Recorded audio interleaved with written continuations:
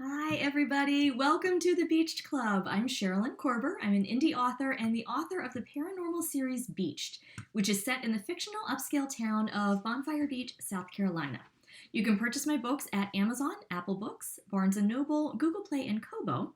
If you'd like to have a personalized signed paperback copy, you can contact me directly and buy directly from me. I'm happy to do that.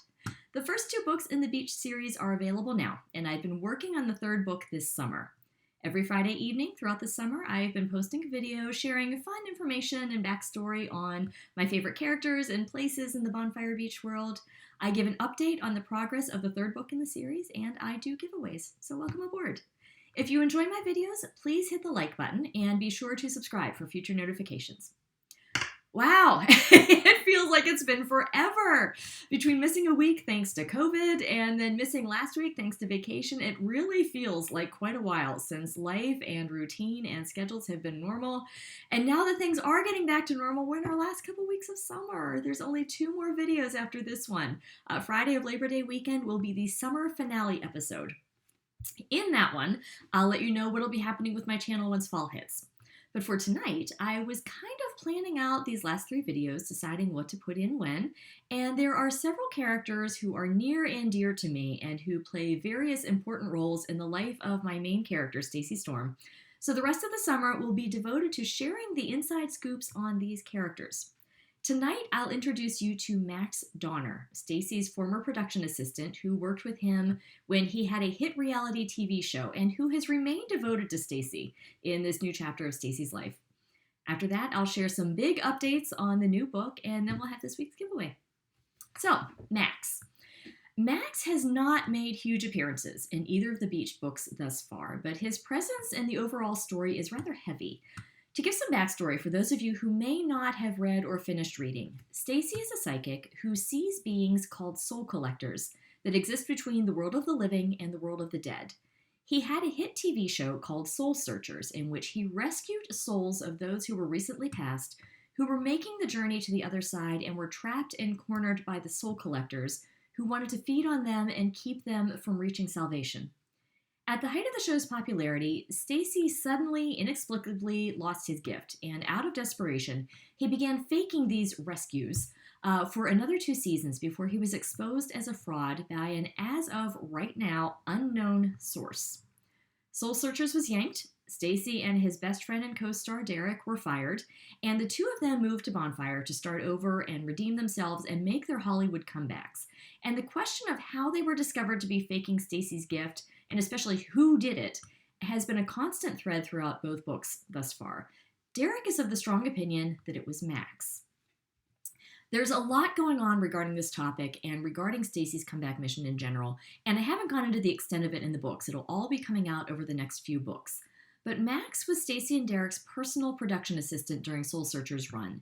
His job was solely to accommodate their needs while filming, and therefore he was closer to them than anyone else in production. In fact, when we first meet Max in Beached 101 pilot, he is there to deliver Stacy's pets after Stacy has successfully made the move from New York to South Carolina. Both Stacy and Derek had always considered him a friend, and this does give credence to Derek's idea that only Max would have been in a position to catch on to the scam that he and Stacy were running. No one else would have been allowed or required to be at their sides day and night, close enough to watch what was going on behind the scenes. After Derek and Stacy were fired, the television network actually offered Max another PA position on a different show, but Max refused, and instead chose to follow Stacy and Derek to Bonfire Beach to assist with the comeback project. Stacy views this as devotion and a clean conscience, someone who believes in them and wants to help.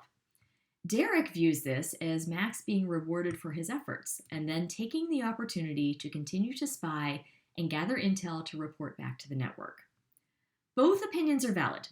Both Stacy and Derek have legitimate points in their arguments.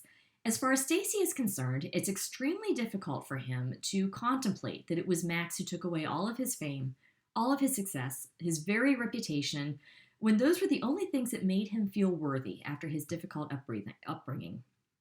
Stacy has always trusted Max, and Stacy trusts very few people to begin with. So to think that one of the only people he trusted has betrayed him in such a way and then has continued to pretend to be his friend is very painful for him.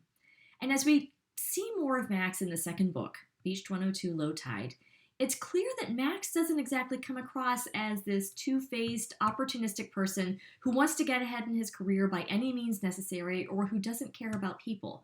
He is calm, he is steadfast, he is gentle, very serene in his mannerisms, all of which confuses Stacy even further. Is he helping out because he truly wants to help? Or is he helping out because he feels guilty for what he did? Or, as Derek believes, because he really is a wolf in sheep's clothing? We don't know yet. As far as the personality of the character of Max, he's been fun to explore. I wanted him to be different, not just for plot purposes, but because the very nature of what Stacy does is so mysterious, and it seemed fitting that Stacy's assistant personify that. For starters, Max is albino, and I chose to have him be albino because, one, that physically discerns him from everybody else. He doesn't look like anybody else around him. And two, there are myths about albinos. There are populations around the world which believe that certain parts of an albino's body are magical and can transmit magical powers. Within these populations, there are two separate beliefs. One being that albinos' powers bring good luck, the other being that albinos' powers bring bad luck and that albinos are cursed. And this, too, plays into the quandary of, did Stacy lose everything because of Max, even if Max didn't physically blow the whistle? Did he somehow bring that about in other ways? Or is Max Stacy's protector of sorts? There are cultures which believe that albinos are very spiritual, very wise. Is this Max's purpose? Again, we don't know yet, but it's been fun to build that mystery into his very appearance. Other details? Max is a graduate of New York University and joined production at Soul Searchers because he's always had a love for television. He wants that to be his career. He's working two jobs as of the writing of book 3 in the series, one as a restaurant server and the other as a bartender. And in his free time, he's helping Stacy research the family history of the mansion that Stacy lives in now, where a mass murder took place. On the personal side, Max was born and raised in Elmira, New York. He's in his mid-20s. He's the middle child of 3. He has an older sister and a younger brother. His parents have been married for 35 years, and of the whole family, including extended family on both sides, Max is the only albino. His jobs are very social, and his interest in television production clearly doesn't lead to a quiet, private life. He gets along with everybody, but Max is an introvert and a homebody at heart. He spends his time watching TV, of course, as well as reading and writing. He's an aspiring screenwriter, and he journals, both very solitary activities, and he also enjoys doing crossword puzzles. He doesn't have any pets of his own, but he loves animals, has always enjoyed taking care of Stacy's when Stacy needs him to. He prefers to live a calm, peaceful life. He conducts himself very peacefully. He doesn't like aggression or conflict. He tries to be fair. He eats clean, very simple, basic foods, although his one weakness is chocolate-covered peanuts. That's what he likes. He stays out of the sun, obviously, and he jokes about the fact that he, as an albino, actually voluntarily moved to a beach town. There is nothing to dislike about Max. I like Max. He's different than any other character I've ever created and written. He presents as what you see is what you get. But is this actually the case? Again, we'll have to wait and see. There is much more of Max to come in the 3rd book. He's been working behind the scenes, gathering Bonfire Beach and Hurricane Beach gossip on the murders that took place in Stacy's mansion and on the McLeans, the family who lived there and died so tragically. I'm excited to really get into the nitty-gritty of this investigation and start building everything up. Not much writing has gone on in the last few weeks, what with COVID in the house as well as vacation, but the big news I have to share is that I have chosen the title. I have set the title. This is it. This is the one. And I have chosen the tagline. And I have started conversation with my cover designer. I know exactly what I want the cover to look like. So I'm hopeful that the cover will be finished in time for the final Beach Club video of the summer on Friday, September 2nd. If it is, I'll do a reveal. And whether it is or isn't, I'll still do a title reveal as well as a live read of Chapter 1. So that's what you have to look forward to 2 weeks from now to close out the summer. All right, it's giveaway time. Only one giveaway prize tonight, which is the Bonfire Beach decal that we've done every week this summer. Again, on paper, this is what it looks like. This is what you actually get. You can stick it anywhere.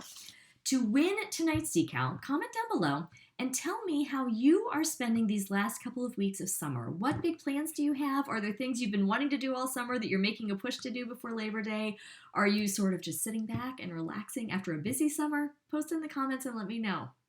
The winner will be chosen at random All entries must be posted by 7 p.m. Eastern Standard Time on Tuesday, August 23rd. Thank you for stopping by the Beach Club. It feels good to be back, and I can't believe it's winding down. Enjoy this last bit of summer, everybody, and I will see you next Friday night.